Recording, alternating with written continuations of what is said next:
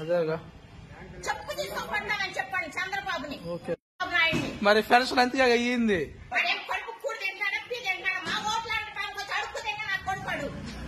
మా ఓట్లు అడగడానికి వచ్చి మమ్మల్ని ఇబ్బంది పెడతారు. ఎప్పుడు ఇస్తారో తెలియకుండా. ఎన్ని గంటలకు వచ్చా ఇక్కడికి? ఎక్కడ ఇక్కడికి సచివాలయం దగ్గరికి పెన్షన్ కోసం. పెన్షన్ ఇస్తారంటేనే వచ్చాం. మరి ఇప్పుడు లేదా? మా డబ్బులు లేవు సాయంత్రం అంటే వాడు అన్ని పెడుతున్నాడు పిటిషన్. మరి శుభ్రం చంద్ర అవుతున్నాడు.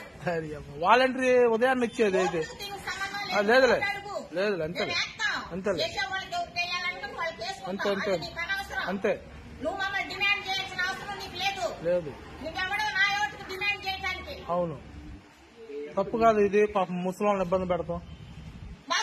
సీఎం వచ్చిన తర్వాత హాయిగా ఉన్న ప్రాణం ఎల్లమిటి రాకుండా అదేగా ఇస్తారో ఈరో కూడా రెండు తెలియజల్లా పనులు మానుకున్నాం. అదేగా ఇచ్చే పెన్షన్ ఆ పని మన డబ్బులు సరిపోతున్నాయి. వాడు ఇచ్చే పెన్షన్ అడేమో ఉండవాడు. అదేగా ఒక కొడుకు కోసం నువ్వు అంత పాపలు ఆడిపించే మేము పిల్లలు ఏం చెయ్యాలి? అదేగా చెప్పు తీసుకోబడ్డానని చెప్పండి చంద్రబాబుని. ఓకే.